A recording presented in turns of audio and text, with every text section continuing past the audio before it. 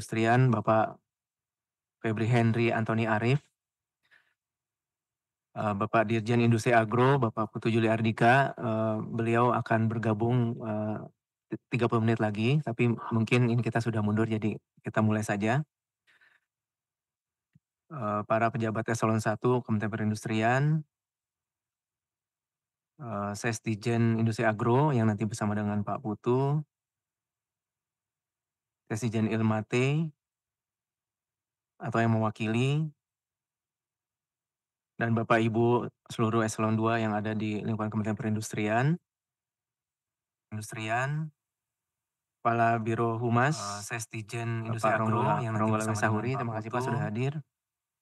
Para pejabat eselon 2 lainnya yang tidak bisa disebutin satu persatu, tenaga ahli dan ekonom dari IPB dan UI, Kepala Unit Kerja di Kementerian Lembaga, Kepala Dinas Provinsi, Kabupaten, Kota yang membidangi perindustrian, para pelaku usaha industri, para sahabat-sahabat wartawan, baik yang hadir secara fisik maupun daring, dan seluruh hadirin sekalian yang berbahagia. Sekali lagi selamat siang dan salam sehat bagi kita semua. Terima kasih sudah berkenan hadir di acara kita pada siang hari ini. Pertama-tama marilah kita panjatkan puji syukur kepada Allah SWT atas rahmat dan karunia-Nya kita bisa berkumpul pada hari ini, hari Rabu, tanggal 31 bulan Juli tahun 2024, pukul 14, tapi kita mundur 30 menit ya, bersama-sama untuk melaksanakan program bulanan kita yaitu rilis IKI, Indeks Kepercayaan Industri bulan Juli tahun 2024. Sekali lagi dalam keadaan baik dan sehat walafiat. Rilis IKI seperti bulan-bulan sebelumnya, bulan Juli ini diselenggarakan secara luring di ruang Nuri ini, yang kita sekarang semua berada di dalamnya, di dalam gedung Kementerian Perindustrian, dan secara daring melalui Zoom, serta ditayangkan secara langsung live streaming melalui kanal YouTube Kementerian Perindustrian. Bapak Ibu yang saya hormati, tetap walaupun ini sudah rutin, saya wajib menyampaikan beberapa hal sebagai berikut. Pertama-tama, kegiatan siang hari ini bertujuan untuk mempublikasikan IKI bulan Juli tahun 2024. Sebagai pimpinan acara adalah juru bicara Kementerian Perindustrian, Bapak Febri Henry Antoni Arif. Alhamdulillah sudah hadir, Pak. Terima kasih. Kami juga mengundang para pimpinan unit kerja pembina industri di lingkungan Kementerian Perindustrian, pimpinan dinas yang membidangi perindustrian, tenaga ahli IKI untuk hadir secara daring melalui Zoom dan kanal YouTube. Kami juga mengundang para wartawan dan media untuk hadir secara luring di ruang Nuri Kementerian Perindustrian.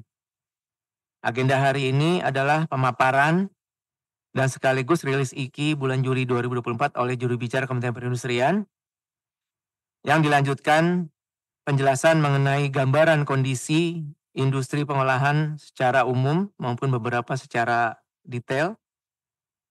Dan selanjutnya jika nanti memungkinkan akan dilaksanakan jumpa pers atau tanya jawab bersama rekan-rekan wartawan.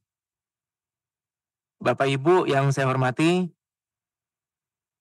Kemenperin telah meluncurkan IKI dan merilis IKI sejak bulan November tahun 2022, tepatnya 30 November 2022 di Jakarta. Dan rilis IKI bulan Juli ini masuk rilis yang ke-21. Insya Allah IKI ini terus istiqomah menjadi kegiatan bulanan kita sebagai angka atau pengingat kondisi-kondisi kita yang dialami oleh perusahaan. IKI ini merupakan indikator derajat keyakinan atau tingkat optimisme dari kalangan industri manufaktur terhadap perkembangan bisnis. Kementerian Perindustrian merilis IKI secara rutin bulanan seperti yang saya sudah sampaikan tadi, di mana perusahaan industri menyampaikan laporan pada periode 12 sampai 23 tiap bulannya. Setelah data itu dilakukan pengolahan dan clean and clear, maka diperoleh nilai indeks dan analisis IKI yang akhirnya dirilis pada akhir bulan, yaitu di antara tanggal 30 sampai 31 atau menyesuaikan sebelum jatuhnya hari libur. Pelaporan IKI ini yang dilakukan oleh perusahaan industri dilaksanakan secara online melalui portal Sistem Informasi Industri Nasional atau yang kita kenal dengan SINAS, sesuai dengan Surat Edaran Menteri Perindustrian Nomor 13 Tahun 2022 tentang pelaporan kegiatan industri dalam rangka penyusunan Indeks Kepercayaan Industri atau IKI. Bapak Ibu yang saya hormati, pada kesempatan ini saya selaku Kepala Pusat Data dan Informasi menyampaikan apresiasi, terima kasih yang sebesar-besarnya atas dukungan penuh dari khususnya Biro Hubungan Masyarakat Humas dan unit kerja di lingkungan Kementerian Perindustrian, khususnya pembina sektor yang paling dekat dengan industri-industri sesuai dengan binaannya, sehingga penyelenggaraan rilis IKI ini bisa terlaksana setiap bulannya, ya sudah sampai ke rilis ke-21. Tidak lupa juga kami juga menyampaikan terima kasih kepada perusahaan-perusahaan industri yang telah mungkin boleh kita bilang sabar dan istiqomah terus menyampaikan laporan kegiatan industrinya dengan mengisi kuesioner IKI. Sepanjang bulan Juli ini telah kami terima sebanyak 3.155 laporan dari perusahaan industri, Pak Febri.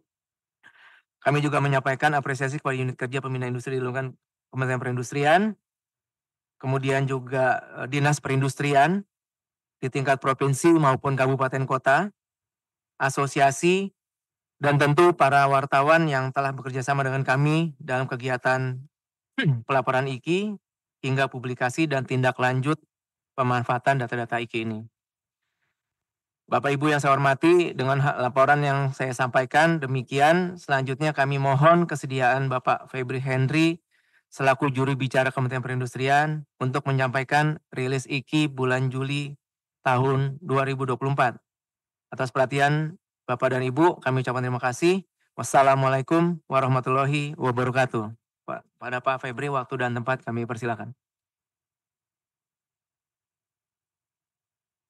Baik, terima kasih Pak Ari, Pak Kapus Datin.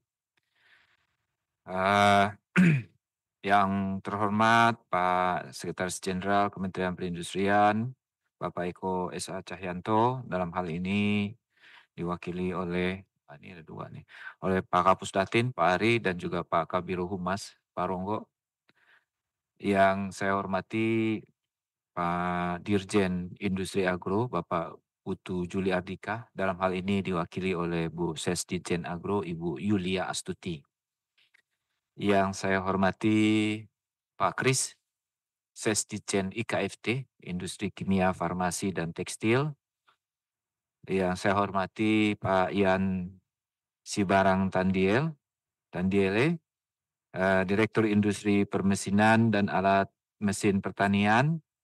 Yang saya hormati Bapak-Bapak pejabat eselon 2 yang hadir melalui Zoom.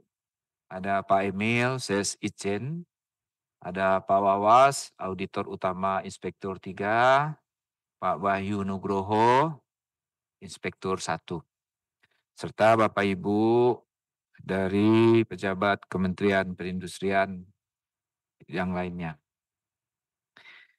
Yang saya hormati adalah juga tenaga ahli dan ekonom dari IPB dan UI yang sudah membantu menyusun perhitungan IKI pada bulan Juli ini. Yang saya hormati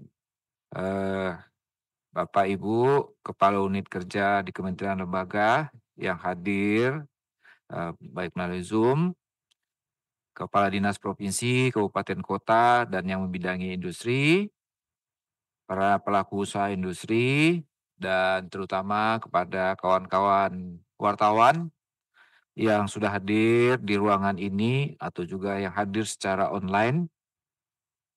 Terima kasih atas kehadirannya. Assalamualaikum warahmatullahi wabarakatuh.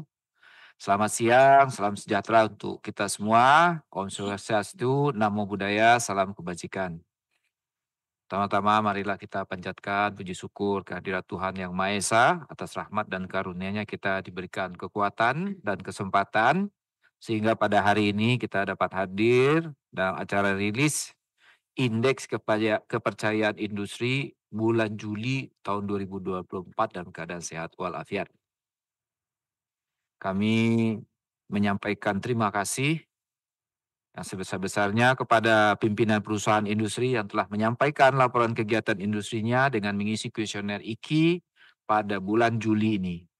Kami juga menyampaikan apresiasi pada unit kerja pembina industri di lingkup Kemenperin, Dinas Perindustrian tingkat provinsi, kabupaten, kota, asosiasi dan para wartawan yang telah bekerja sama dengan kami dalam kegiatan pelaporan IKI, publikasi, tindak lanjut dan pemanfaatan data.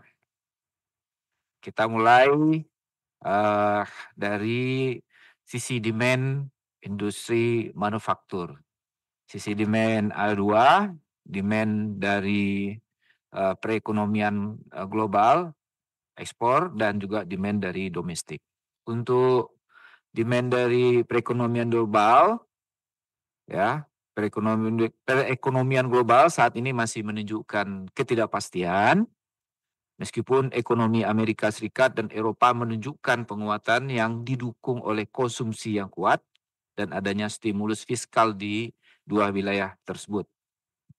Di sisi lain, perekonomian Cina atau Tiongkok diperkirakan tidak akan tumbuh kuat pada tahun 2024 meskipun Dana Moneter Internasional atau IMF dalam laporan World Economy Outlook terbaru telah merevisi proyeksi pertumbuhan ekonomi Cina pada 2024 menjadi 5%, yang berarti naik dari prediksi 4,6% pada April 2024.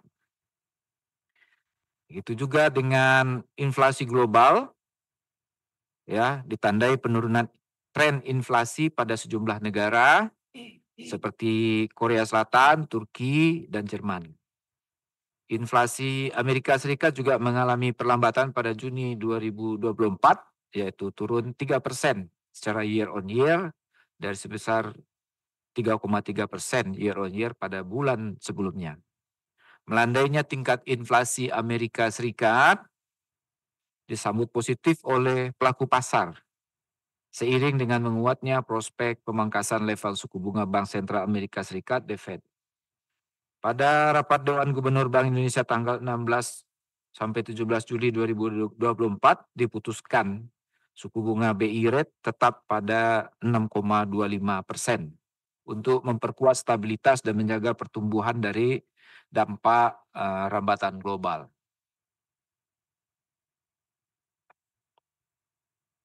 Dari sisi harga produk komoditas di dunia, beberapa komoditas dunia, harga minyak mentah menurun secara month-to-month sebesar 4% dan juga mengalami penurunan secara year on year sebesar 1,2% di bulan Juni 2024. Sebaliknya, harga batu bara mengalami peningkatan sebesar 0,9% dibanding bulan Juni 2024. Harga nikel bulan Juli 2024 turun 7,6% dibanding bulan sebelumnya dan merosot 28,5% dibanding bulan Juli tahun lalu. Harga aluminium, timah, seng, mangan juga mengalami penurunan secara month-to-month. Harga emas naik secara month-to-month sebesar 3,5% dan naik signifikan dibanding tahun lalu, year on year sebesar 20,6%. Harga minyak sawit CPO naik sebesar 1,2% secara month-to-month, namun turun dibanding tahun lalu sebesar 3,4%. Sebaliknya, harga karet mengalami penurunan sebesar 6,3% month-to-month, namun naik secara signifikan 24,7% secara year on year. Ekonomi Indonesia tumbuh positif dengan pertumbuhan pada triwulan 1 2024 mencapai 5,11% year on year. Sektor industri pengolahan non migas juga tumbuh positif sebesar 4,64% year on year.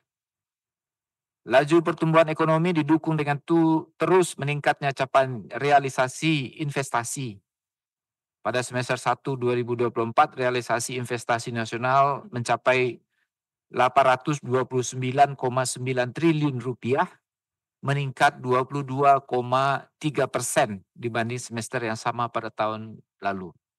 Kontribusi sektor industri masih besar, yaitu 40,6% terhadap realisasi investasi nasional, mencapai 337,0 triliun rupiah pada semester 1 tahun 2024.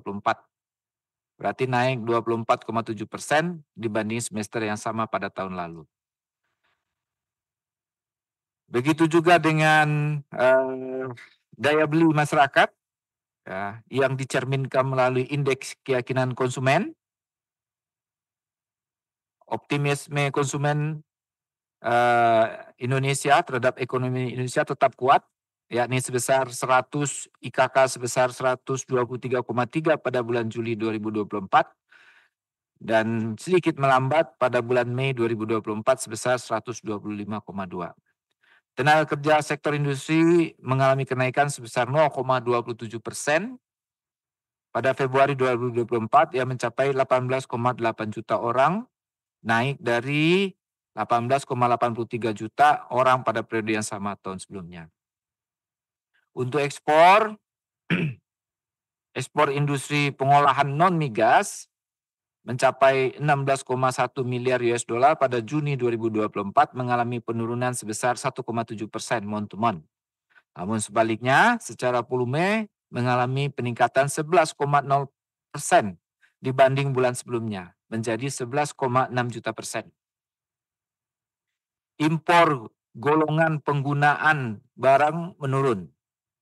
Impor bahan baku menurun sebesar 3,4% dibanding bulan sebelumnya, month to month, dan barang modal juga menurun sebesar 14,5%.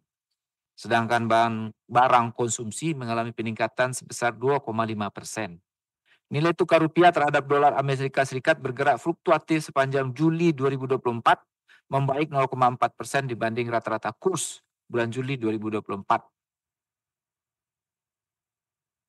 Untuk kinerja manufaktur, pertama berdasarkan PMI Standard & Poor's Purchasing Manager Index mengalami masih pada tahap statusnya ekspansi, namun melambat sebesar 1,4 poin ke level 50,7 pada Juni 2024. Kami menilai industri manufaktur Indonesia kehilangan momentum pada bulan Juni yang ditandai dengan adanya pelambatan pada output, pesanan baru, dan penjualan. Selanjutnya, inflasi juga masih mempengaruhi biaya input yang naik karena melemahnya rupiah. PMI manufaktur global juga mengalami ekspansi ke level, ini PMI manufaktur global ya, kalau tadi PMI manufaktur Indonesia. PMI manufaktur global juga mengalami ekspansi ke level 50,9 di bulan Juni, sedikit melambat dari 51,0 di bulan Mei. Jadi PMI manufaktur global pada bulan lalu itu turun, PMI Indonesia juga turun. PMI manufaktur ASEAN mengalami ekspansi yaitu sebesar 51,7 dan tidak mengalami perubahan dibanding bulan sebelumnya. Negara-negara ASEAN tercatat mengalami ekspansi bulan Mei, kecuali Malaysia yang mengalami kontraksi di poin 49,9. Untuk negara maju di Asia, China mengalami ekspansi sebesar 51,8, meningkat dibanding bulan Mei, yaitu 51,7. India mengalami ekspansi sebesar 58,3, meningkat dibandingkan bulan Mei, yaitu 57,7. Selain itu, Amerika Serikat mengalami peningkatan ekspansi ke level 51,6, meningkat dibanding bulan Mei sebesar 51,3. PMI manufaktur Eurozone masih mengalami kontraksi 45,8 pada bulan Juni, melambat ke level 47,3 di bulan Mei. Indikator yang kinerja manufaktur lainnya yang dikeluarkan oleh Bank Indonesia, ya, PMI BI pada triwulan 2 2024 sebesar 51,7, melambat dari triwulan sebelumnya yaitu 52,8 dan terkoreksi 2,34 poin dari nilai proyeksinya sebesar 54,31.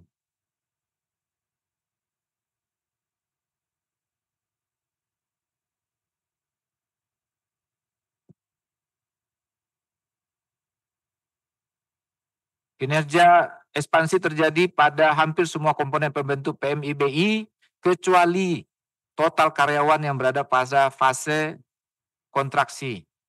Kinerja PMIBI pada triwulan 2 2024 masih ekspansi pada hampir semua sub lapangan usaha industri pengolahan kecuali industri kayu, barang dari kayu, gabus, dan barang anyaman dari bambu, rotan dan sejenisnya, industri furnitur, dan industri tekstil dan pakaian jadi. Industri pengolahan bertahan ekspansif pada Juli 2024.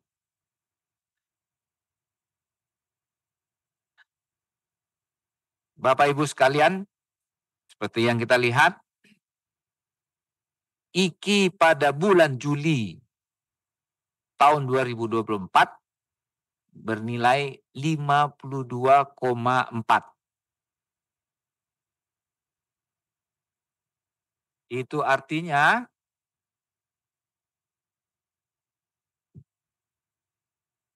melambat sebesar 0,10 poin, 0,10 poin dibanding dengan IKI bulan Juni 2024 yakni sebesar 52,50.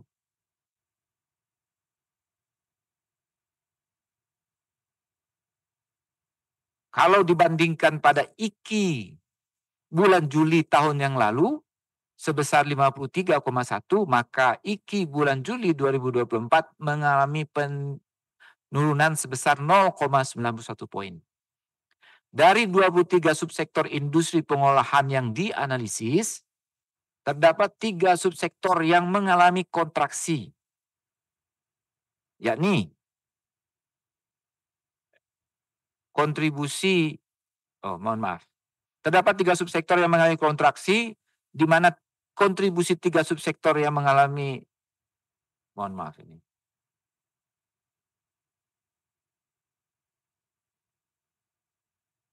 Ya. Ini share-nya berapa, Ibu? Ya. Terdapat 3 subsektor yang mengalami kontraksi dengan kontribusi share PDB-nya adalah 6,4%. Sementara 21 subsektor yang mengalami ekspansi share PDB-nya ada sebesar 93,6%. Itu artinya subsektor yang mengalami ekspansi adalah subsektor yang besar kontribusinya terhadap PDB, sementara subsektor yang mengalami kontraksi adalah subsektor yang sedikit lebih kecil kontribusinya terhadap PDB. Apabila dilihat dari variabel pembentuk IKI, terdapat perlambatan nilai IKI variabel pesanan baru, yaitu sebesar 1,82 poin, sehingga nilai pesanan baru mengalami pelambatan menjadi 52,92. Nilai IKI variabel persediaan produk mengalami peningkatan sebesar 0,48 poin menjadi 55,53. Sama halnya dengan nilai IKI variabel persediaan produk, variabel produksi juga sama halnya dengan nilai IKI variabel persediaan produk, variabel IKI produksi juga mengalami peningkatan sebesar 2,45 poin, tetapi masih kontraksi tipis di 49,4.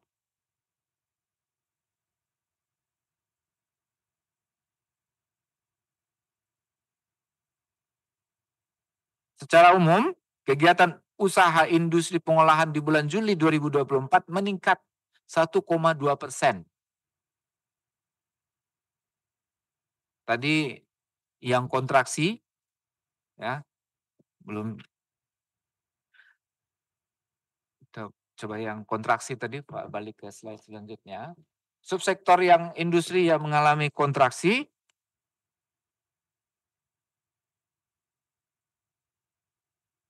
sebentar.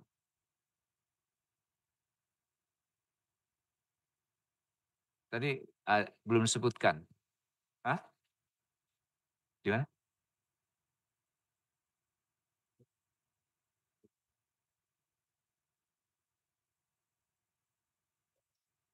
Ya, industri yang mengalami kontraksi adalah industri tekstil, industri kertas, barang dari kertas, industri mesin dan barang peralatan YTDL ya. Saya YTDL apa? Lupa saya. Yang tidak diklasifikasikan. Ya, nanti masing-masingnya akan dijelaskan kenapa terjadi penurunan atau status kontraksi.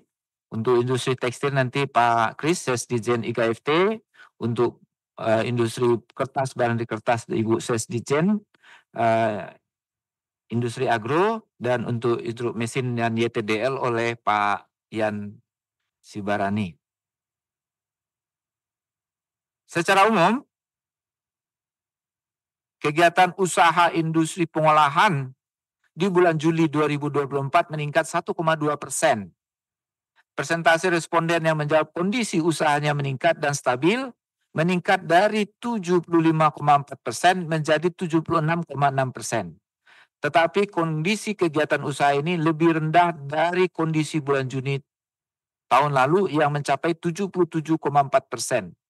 Persentase pelaku usaha yang menyatakan kondisi usahanya membaik mengalami penurunan 0,7% ke angka 30,7%, menurun jika dibandingkan dengan bulan Juni 2024 sebesar 31,4%, lebih besar dibandingkan dengan yang mengatakan menurun yang sebanyak 23,3%. Optimisme pelaku usaha terhadap kondisi usahanya untuk 6 bulan ke depan pada bulan Juli 2024 menurun dibandingkan dengan Juni 2024, yaitu sebesar 71,9%. Tren peningkatan optimisme industri sejak akhir tahun 2023 mulai terhenti di bulan Mei 2024 ini. Nah, perlu diketahui pada bulan Mei 2024 kita tahu bahwa ada kebijakan relaksasi impor yang dikeluarkan oleh pemerintah, ya, ketika ada 26.000 kontainer yang tertahan di pelabuhan.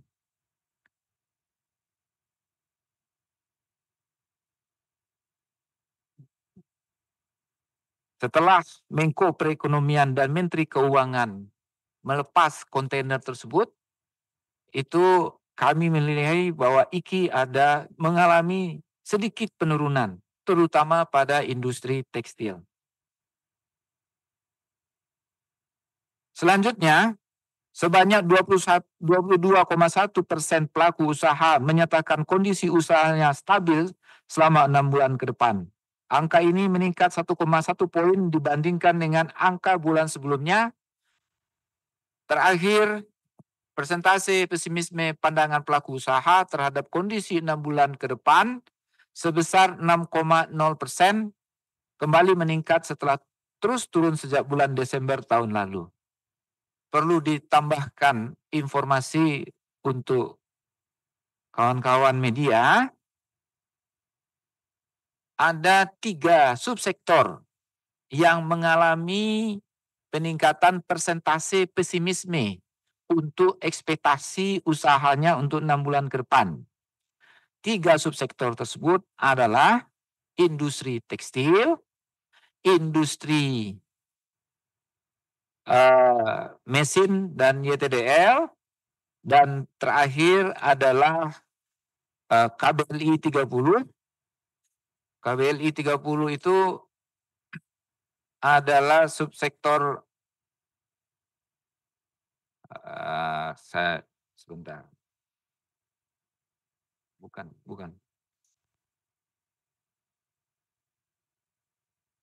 Alat angkut lainnya. Alat angkut lainnya termasuk terutama di situ adalah industri sepeda motor. Ya, pesimisnya yang meningkat ya. Persentase bukan IKI ya, pesimisme. Nah, khusus untuk industri sepeda motor, kami mendapatkan laporan dari industrinya. Kenapa pesimisnya meningkat? Itu disebabkan karena dampak dari pelemahan nilai tukar rupiah. Beberapa komponen sepeda motor impor Sehingga hal tersebut meningkatkan biaya pembelian komponen produksi untuk produksi sepeda motor roda 2.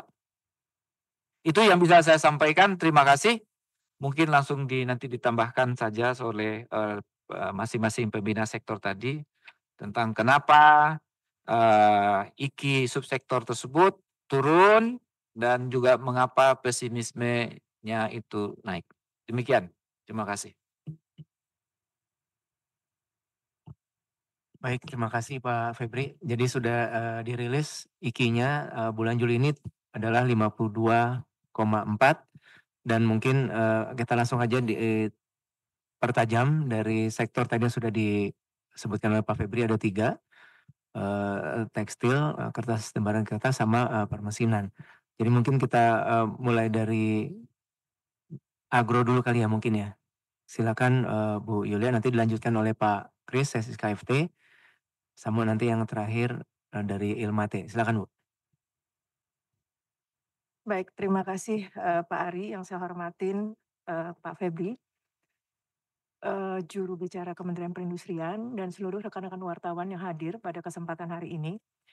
Izin mungkin sebelumnya Pak, kami di sini hadir juga bersama Direktur Industri Hasil Hutan dan Perkebunan. Ada Pak Tata Pak, di ujung Pak. Tadi. Iya. Iya. Iya. Izin Bapak Ibu, mungkin sebelumnya kami menyampaikan secara general terkait dengan subsektor yang ada di agro.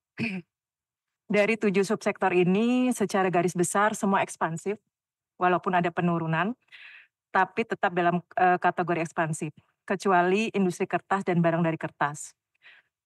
Terkait dengan industri kertas dan barang dari kertas ini memang ada penurunan sebesar 3,8. Kalau kita melihat industri kertas ini memang banyak dibutuhkan atau digunakan oleh industri yang memang membutuhkan kemasan. Kemudian beberapa faktor pendukung antara lain hal ini memang dipengaruhi oleh menurunnya pesanan baru, baik di dalam negeri, kemudian juga ada terkait dengan faktor musiman pasca musim ajaran baru. Kalau kemarin kita lihat di bulan Juni itu terkait dengan tahun ajaran baru banyak anak sekolah ya, kebutuhan anak sekolah terkait dengan buku pelajaran, sehingga hal ini menjadi salah satu penyebab dari penurunan pesanan. Kemudian juga kami melihat nanti secara detail oleh Pak Direktur adanya banjir impor dari Cina terkait dengan dampak berlakunya RCEP ini. Jadi ini juga kami indikasikan menjadi salah satu penyebabnya. Mungkin secara garis besar demikian Pak Febri, hal ini juga ada penyebab kenaikan bahan baku ya. Kita melihat di beberapa impor beberapa negara itu mencapai di atas 1.500 per ton US dollar, Pak.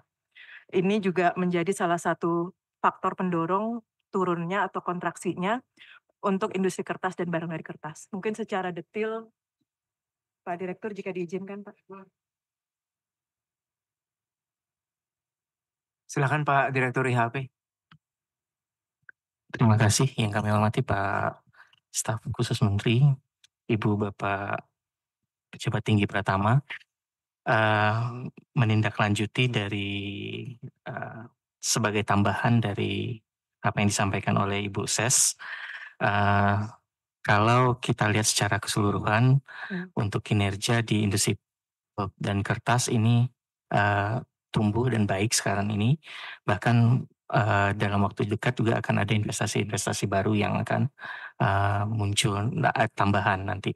Ada beberapa yang sudah menyampaikan keinginan untuk penambahan investasi baru, khususnya nanti pada produk-produk yang sifatnya seperti tisu.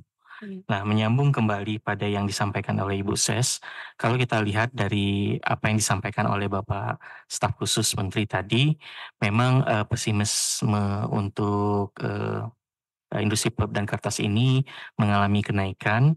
Ini karena respon dari beberapa komoditi kertas seperti kalau kita lihat adanya banjir untuk kertas tipe-tipe tertentu seperti ivory and duplex.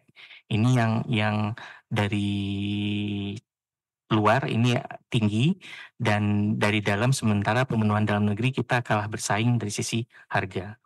Dan yang kedua, kalau kita lihat pada perkembangan juga nanti, kalau saat ini dari 3 indikator yang digunakan di IKI, terutama untuk pesanan baru dan produksi yang mengalami penurunan, ini disebabkan karena memang lebih banyak menggunakan persediaan yang ada saat ini terlebih dahulu.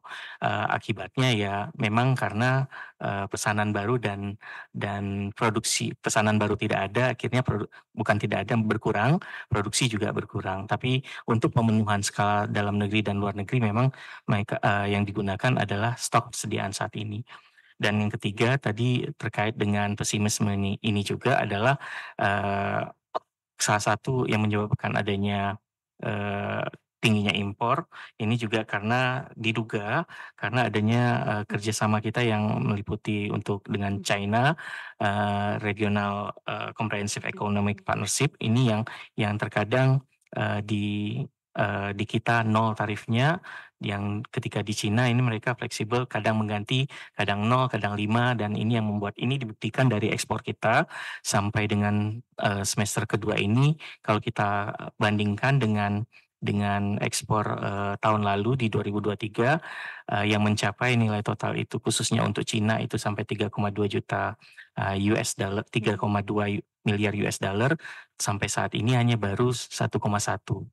Ini ada penurunan dari proyeksi kinerja ekspor untuk yang ke Cina.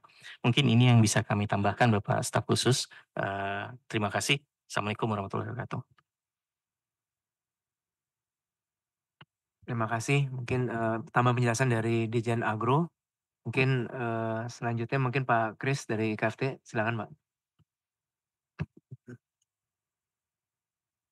Terima kasih Pak Ari, Kapusdatin. Baik, yang kami hormati Pak Febri, Jubir Kementerian Perindustrian, Pak Humas, dan teman-teman semuanya, teman-teman wartawan. Ini adalah bulan kedua di sektor industri tekstil, IKI-nya mengalami kontraksi secara beruntun. Jadi sebelumnya di bulan kita sudah melewati masa bulan madu di bulan April Mei, itu IKI-nya lumayan bagus. Ekspansi di sektor industri tekstil lumayan cukup tebal lah gitu ya. Kemudian di 2 bulan beruntun, 2 bulan ini adalah bulan Juni dan Juli mengalami kontraksi. Kalau kita lihat lebih dalam kontraksi di industri tekstil memang sudah mulai terlihat di bulan lalu ketika sudah kontraksi, lalu waktu itu masih mendekati angka 50, 49, berapa gitu. Tetapi di bulan ini kontraksinya agak lebih dalam gitu, artinya lebih kontraksi dibanding bulan sebelumnya. Dari komponen IKI yang bisa kita lihat adalah yang paling terlihat adalah komponen pesanan baru. Artinya derajat keyakinan teman-teman pelaku industri tekstil dalam menghadapi bulan ini dan bulan selanjutnya adalah terkait dengan pesanan baru yang turun. Pesanan baru di industri tekstil artinya industri tekstil kemudian tidak menerima atau sangat berkurang pesanan barunya untuk mensuplai pesanan ke bahan bakunya teman-teman bagian jadi, industri bagian jadi. Ini bisa kita lihat trennya seperti itu. Nah, yang sudah kita coba lakukan dalam beberapa waktu ini memang isu impor sudah berlalu, walaupun sudah berlalu tetap itu menjadi dampak besar buat kami di industri tekstil. Sebagai pemimpin sudah kita lakukan banyak hal ya terkait dengan beberapa tindakan pengamanan. Hari ini juga sedang berlangsung untuk pembahasan kelanjutan dari BMTP tindakan pengamanan untuk tekstilan bagian jadi. Kemudian sudah kita lakukan juga yang saat ini sedang gencar adalah tadi sempat disampaikan juga terkait dengan sama dengan di agro ya, terkait dengan impor yang ilegal juga banyak di industri tekstil. Kebetulan kita masuk dalam Satgas Pengendalian Pencegahan Penanggulangan untuk barang impor ilegal. Jadi sehingga kita masuk ke sana. So, ada beberapa potensi yang bisa kita masukkan ke sana. Itu yang bisa kami jelaskan. Memang tadi sekali lagi kita berharap dari pelaku industri tekstil tadi pesimisme naik ya Pak. Salah satunya di industri tekstil yang benar itu dirasakan karena secara psikologis sekali lagi pesanan di industri tekstil turun terkait dengan adanya impor yang dibuka di sektor industri pakaian jadi sehingga pesanan ke teman-teman industri tekstil turun. Itu yang bisa kami jelaskan. Nanti kedalamannya bisa kita lanjutkan di sesi tanya jawab. Mungkin itu Pak Kapus Datin, waktu kami kembalikan. Baik, terima kasih Pak Ses. Satu lagi dari perwakilan dari Irmate ya, berarti ya. Pak Ian silakan. Ya, terima kasih yang saya hormati Pak SKM, Pak Febri, Pak Kapus Datin, teman-teman para eselon 2 dan yang saya hormati pula para wartawan yang hadir baik secara fisik dan mungkin ada yang virtual juga. Sebagaimana disampaikan oleh Pak Febri tadi, jadi di sektor Ilmate ini memang secara umum sebetulnya kinerja masih baik. Namun kalau dilihat dari IKI, indeks IKI yang Juli bulan ini, di sektor industri permesinan dan alat mesin pertanian, khususnya di KBLI 28 itu memang ada sedikit mengalami kontraksi ya. Jadi sebelumnya di bulan sebelumnya itu IKI di sektor ini 50,2 dan bulan ini sedikit turun ke level 48,74. Ya, namun kalau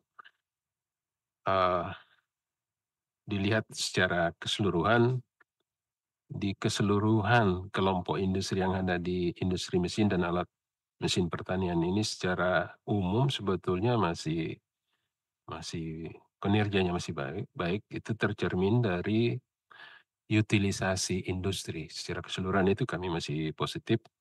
Bahkan di catatan kami masih tumbuh atau naik 3% kira-kira gitu di utilisasinya. Artinya ya pergerakan industri sebetulnya ada, cuma memang ada sedikit mungkin kalau itu bisa disebut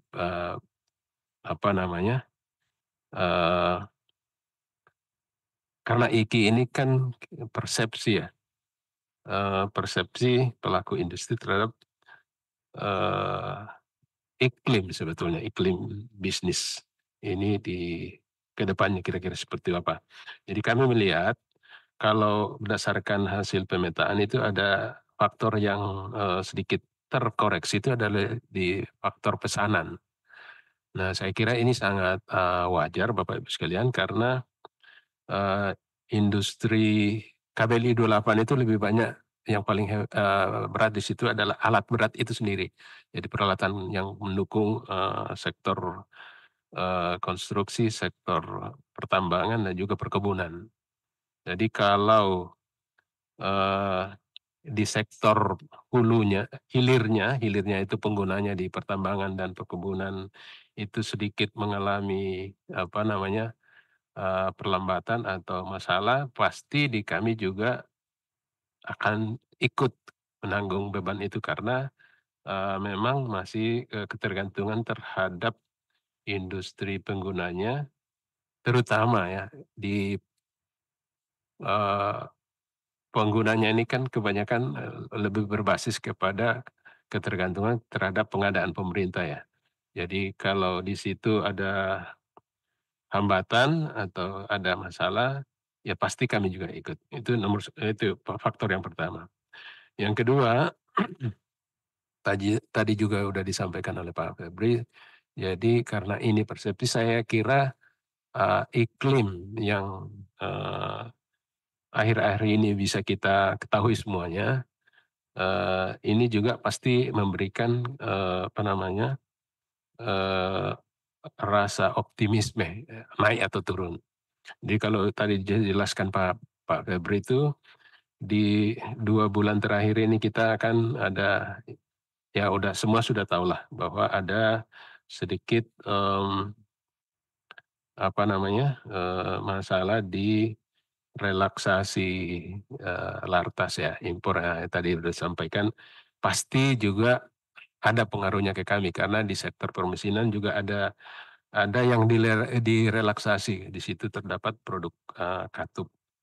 Kemudian faktor lainnya adalah isu mengenai relaksasi tanda petik ya TKDN sebetulnya lebih kepada kebijakan pemerintah untuk mengharmonisasikan kebijakan-kebijakan yang ada di antar kementerian lembaga gitu ya.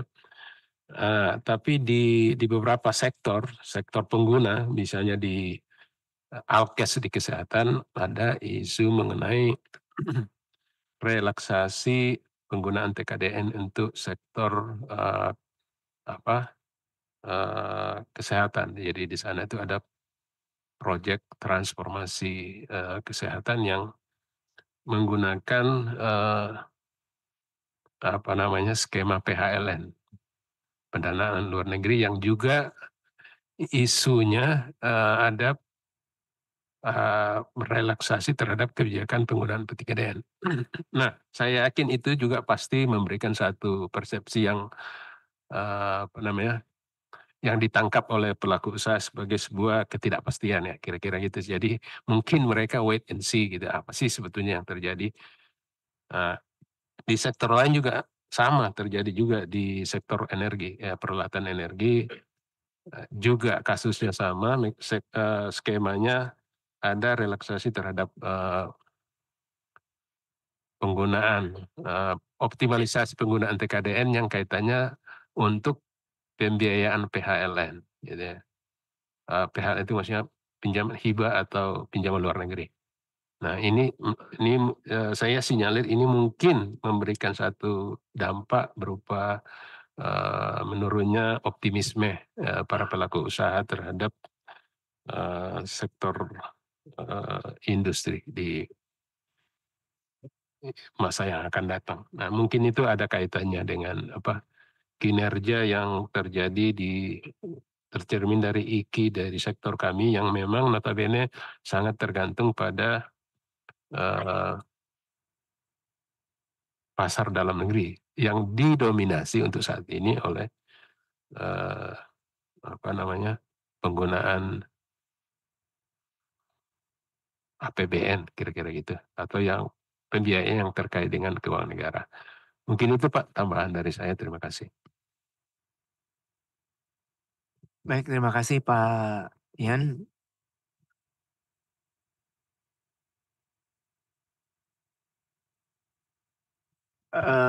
Mungkin kita mau buka tanya jawab, atau Pak Febri ada yang ingin tambahkan dulu?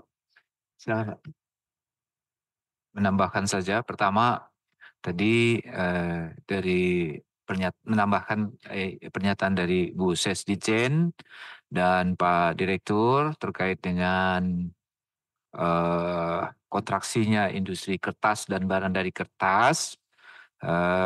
Kami sampaikan bahwa ada tim analisis kami menemukan ada pola seasonal musiman pada IKI subsektor industri kertas dari barang dari kertas, yakni polanya itu setiap bulan Juli itu selalu kontraksi ya. Juga nih kepada kawan-kawan wartawan. Jadi ini bisa dipahami, mungkin ditambahkan lagi nih penjelasannya Pak, salah satu penyebabnya mungkin karena pada bulan Juli sudah masuk tahun ajaran baru, ya, penyelenggaraan pendidikan sudah mulai masuk dan membeli produk-produk dari subsektor industri kertas dan barang dari kertas. Nah, belanjanya itu di bulan Juli, produksinya di bulan-bulan sebelumnya. Jadi kalau IKI-nya turun pada bulan Juli, wajar gitu. Ya, memang kontraksi. Begitulah kira-kira siklus dari industri kertas dan barang dari kertas. Sebagai tambahan dari tadi. Nah, yang kedua, ini saya dapat arahan dari Pak Menteri. Siapa yang pegang monitor? Nah, ini ada berita dari Kumparan. Nah, tolong dibuka link beritanya itu. Nah, terkait dengan pernyataan dari Dirjen Bea Cukai. Nggak apa-apa ya, ini mohon izin untuk kawan-kawan dari media yang lain ya. Tolong bisa dibukain? Nah, di browsing aja. Oh.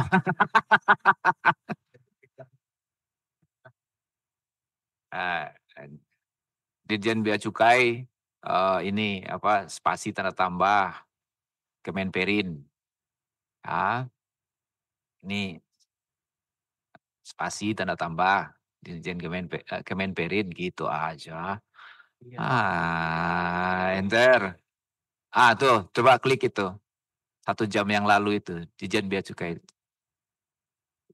Nah, terkait dengan berita ini, nah ini silakan bahwa kami dari Kemenperin membantah bahwa sudah menerima surat penjelasan dari Dirjen Bea Cukai. Ya, kami sampai saat ini belum menerima surat tersebut. Ya, terus kemudian terkait dengan ini paragraf di bawah ini, Askolani menegaskan ribuan kontainer masuk ke Indonesia sudah berdasarkan persetujuan impor Kementerian Perdagangan dan pertimbangan teknis dari Kementerian. Kami juga membantah ribuan kontainer yang kemarin dikeluarkan dari pelabuhan sebanyak 26.000 tidak ada pertimbangan teknisnya. Karena itu berdasarkan Permendak 8. Ya. Jadi ya kami bertanya kenapa nih Dirjen Bea Cukai menyampaikan seperti ini, ya. Padahal kan kita tahu Kementerian Keuangan katanya kementerian paling transparan. Ya. Sip. Silahkan kita buka tanya jawab. Silakan rekan wartawan. Udah jangan tanya itu lagi kan, udah ya, cukup ya.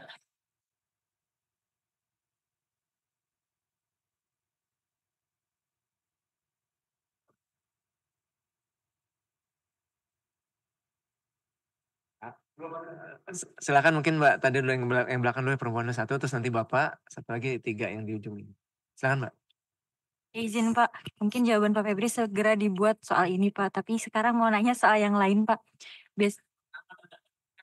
Oh iya, saya Widya Pak dari Kumparan yang barusan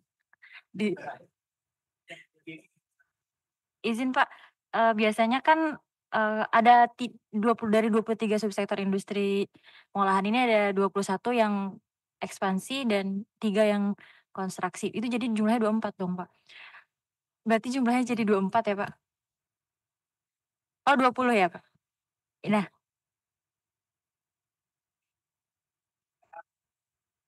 Nah Pak, dari 20 yang ekspansi ini kontribusi terbesar itu dari industri apa? Nah, kalau kita menyimak iki-iki sebelumnya biasanya dari Mamin ya Pak.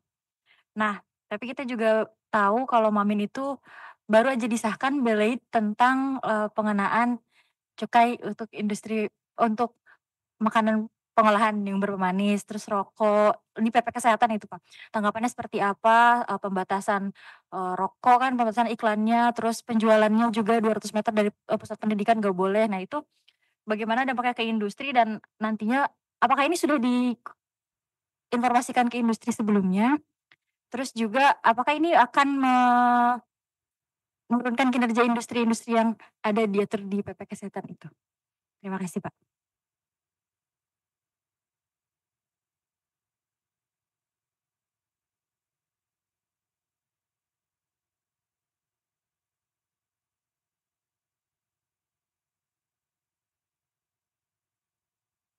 Ya, terima kasih Pak. Saya Lulu dari Vesto Daily Pak, mau nanya ini kan IKI bulan ini melambat kan Pak. Cuman kan berdasarkan data BPKM kemarin semester pertama tuh investasi naik 24,% investasi manufaktur. Nah pertanyaan saya kenapa kok ketika investasi manufaktur justru menaik tapi kok malah kinerja manufaktur malah menurun gitu Pak. Berarti kan apakah penyerapannya tidak maksimal atau gimana Pak? Terus yang kedua, yang tadi Pak soal Beta Kumaran tadi, itu saya mendengar kabar bahwa Pak Menteri sudah mengirim surat ke Kemenkyu Pak untuk perihal konten itu. Itu gimana Pak? Terima kasih.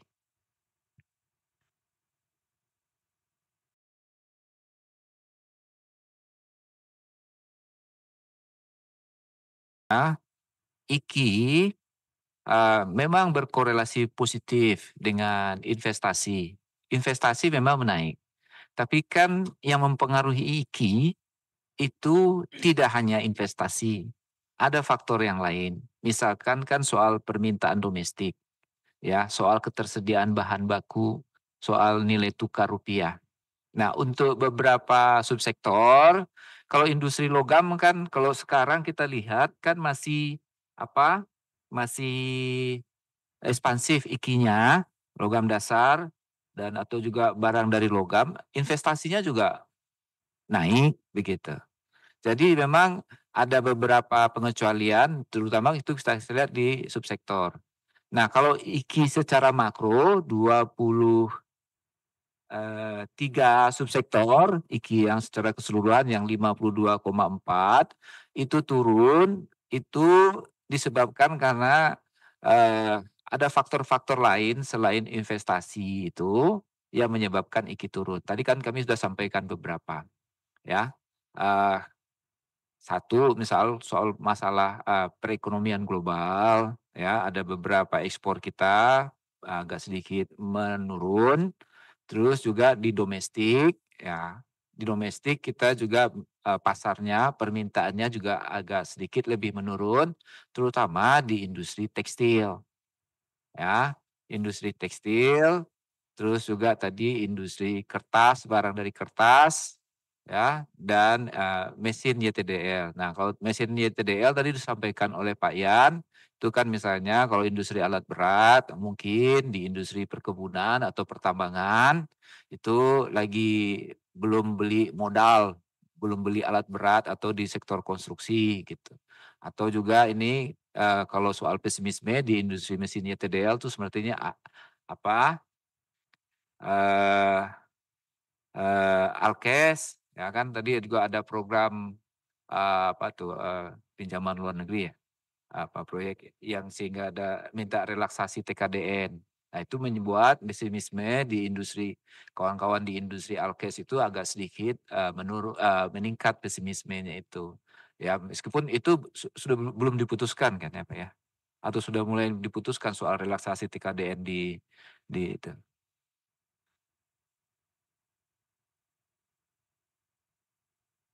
Oke. Ya. Oh iya, saya juga tambah.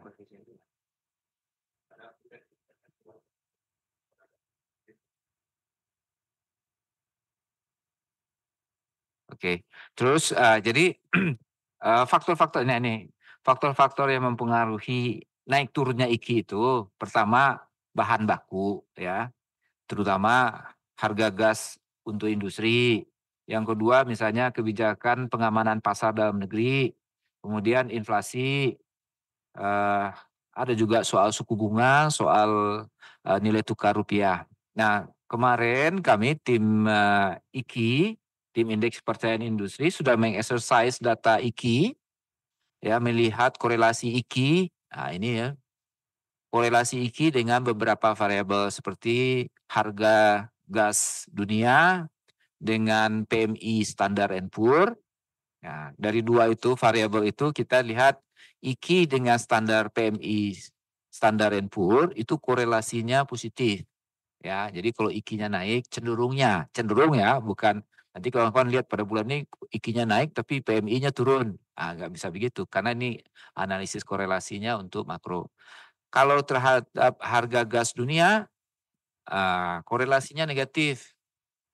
Kalau negatif, kalau IKI-nya naik atau kalau harga gas dunia naik, IKI-nya turun. Kalau harga gas dunianya turun, IKI-nya naik. Nah, itu korelasinya negatif. Nah, dengan dua variabel itu, kita menemukan ada signifikansi korelasi. Jadi makanya, nah, khusus untuk harga gas, kita ya sampaikan ini kawan-kawan juga boleh. Ini enggak off the record lagi ya tadi juga. Makanya kita dorong itu keberlanjutan HGBT, ya, harga gas bumi tertentu. Kemudian dengan persetujuan RPP gas bumi untuk kebutuhan dalam negeri, ya. Nah, kita tahu kalau harga gas itu semakin menurun, IKI-nya akan naik atau produksi atau kinerja industri akan naik, gitu ya. Itu tadi pertanyaannya terkait dengan investasi dan IKI menurun. Silakan, ada lagi? Tadi Mbak yang di ujung ya.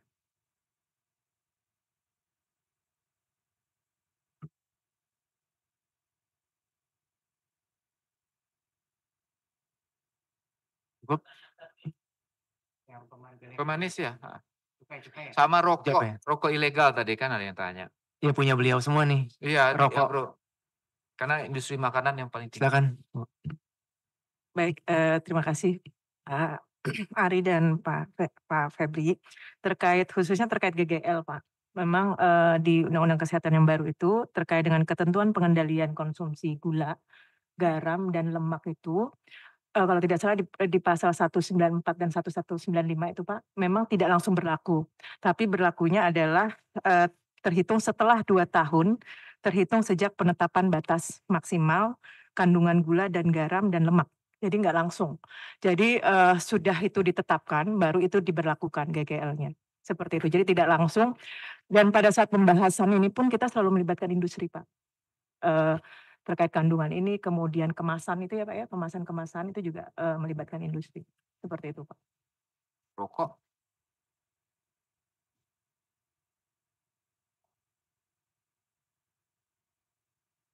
Oke. Baru tahu. Saya nggak merokok. Pak Mogi. Itu yang perokok. Izin proses Pak Febri. Ya, Pak Kapus, mungkin kami update jadi sama terkait dengan PP terbaru dari yang diinisiasi dari Kementerian Kesehatan bahwa seperti disampaikan oleh Bu Ses bahwa untuk IHT juga ada grace period 2 tahun, jadi tidak langsung berdampak langsung terhadap industri atau IKI saat ini. Mungkin demikian. Terima kasih.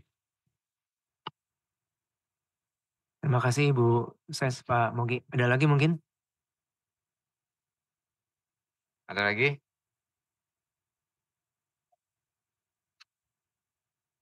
Cukup? Kalau cukup, mungkin nanti kan, silakan Pak. Krisna. Selamat siang Bapak, Ibu-Ibu. Saya Krisna dari Harian Kompas. Mau nanya satu aja nih Pak Febri, yang tentang optimisme 6 bulan ke depan ya Pak ya. Ya. Juni kan optimisme turun, pesimismenya naik ya Pak dibandingkan Juni. Nah kalau kita hitung 6 bulan ke depan kan pas pergantian pemerintahan ya Pak ya, November ya, kira-kira November. Nah itu apakah hal itu yang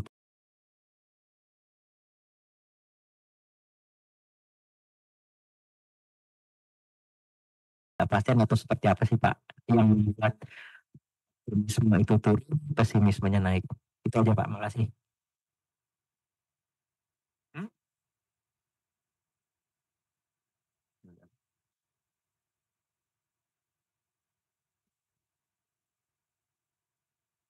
Ya, sejauh ini ya kami melihat dari pola IKI ya, efek dari pemilihan presiden berdampak pada IKI di bulan Maret, April, dan Mei ya, dan itu mencerminkan optimisme para pelaku usaha terhadap usahanya berkenaan dengan momen politik ya. Nah, pada masa sekarang Juni Juli itu momen politik sudah berlalu maka optimisme ataupun pesimisme pelaku usaha itu lebih disebabkan karena yang tadi kami sampaikan soal perekonomian global dan juga soal isu industri di dalam negeri. Isu industri di dalam negeri saat ini manufaktur terutama ya tadi yang kami sampaikan soal bahan baku, soal pelemahan tukar rupiah, soal banjirnya impor banjirnya impor produk ilegal, produk jadi atau barang hilir begitu. Jadi tidak disebabkan karena masalah momen transisi politik saat ini. Gitu. Ya. Afifah.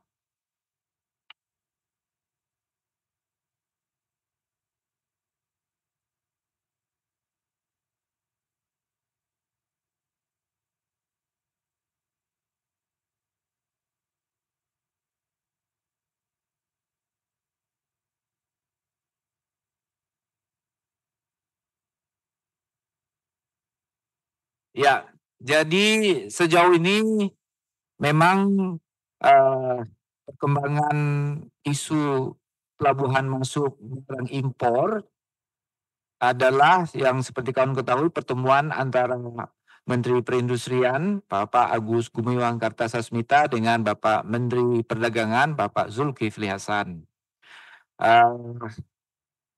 Pertemuan tersebut kemarin sebenarnya soal pelabuhan masuk barang impor itu diusulkan oleh Pak Menteri Perindustrian dan kemudian disepakati oleh Pak Menteri Perdagangan untuk kemudian diusulkan menjadi agenda dalam ratas kabinet. Ya. Kenapa kami menyampaikan Pak Menteri menyampaikan usulan agar diubah pelabuhan masuk impor? Pertama, berkaca pada penumpukan kontainer yang terjadi pada bulan Mei tahun lalu. Bulan Mei. Ya, kan katanya kontainernya menumpuk banyak. Nah, karena kontainer menumpuk banyak, ya kami usulkan agar dialihkan ke pelabuhan di kawasan Indonesia Timur, terutama di Sorong dan Bitung. Ya, kalau pelabuhan impor yang ke sana, maka barang-barang hilir itu akan sampai ke sana dan diharapkan bisa mendorong pertumbuhan ekonomi di kawasan tersebut, terutama kawasan timur Indonesia. Dan kita juga berharap bahwa pengalihan pelabuhan impor tersebut bisa juga meningkatkan bisnis baru atau peningkatan ekonomi terutama di sektor pelayaran dan logistik. Ya, kita Indonesia kan industri logistik ya di dalam negeri terutama untuk pelayaran itu terutama di kawasan timur kan masih kurang. Nah, kita berharap kalau perubahan pelabuhan impor diubah ke sana bisa meningkatkan industri atau usaha logistik jadi lebih hidup lagi, gitu, gitu, Mbak.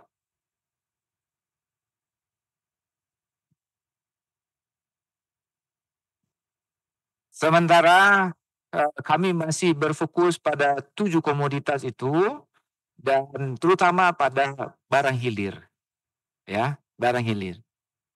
Ya. Nanti kita lihat ya seberapa besar pengaruhnya komoditas di luar 7 itu kalau memang pantas diprioritaskan untuk dimasukkan di pelabuhan kawasan Indonesia Timur tersebut, ya kita akan masukkan.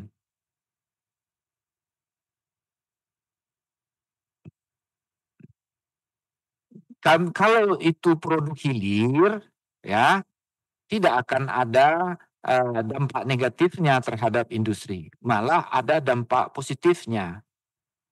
Ya, kita berharap pelabuhan masuk impor itu justru akan meningkatkan demand dari industri di 7 subsektor tersebut. Ya, kita berharap itu bisa meningkatkan daya saing produk-produk industri di 7 komoditas tersebut. Ya, begitu. Sama-sama. Kalau Satgas impor nggak ada yang tanya. Ah? Tuh. Oke, baik. Baik, ada lagi Bapak, Ibu, teman-teman wartawan? Oke, Cukup kalau kali. cukup. Baik, saya rasa nanti juga secara detail nanti ada press release ya yang akan kita bagikan. Nanti mungkin jika ada yang miss, dikembalikan lagi ke press release yang kita terbitkan saja. Mungkin itu akhir dari sesi rilis IKI kita untuk bulan Juli 2024. Sekali lagi terima kasih kepada Pak Febri, Bu Ses, Agro, Pak Ses, KFT, Pak Yan, sudah mewakili 3 sektor tadi yang menjadi concern kita di rilis bulan ini. Dan tentu Pak Karohumas atas supportnya dan para wartawan semua, sekali lagi terima kasih. Kegiatan rilis IKI 2024 untuk bulan Juli ini dengan resmi kami tutup. Wassalamualaikum warahmatullahi wabarakatuh.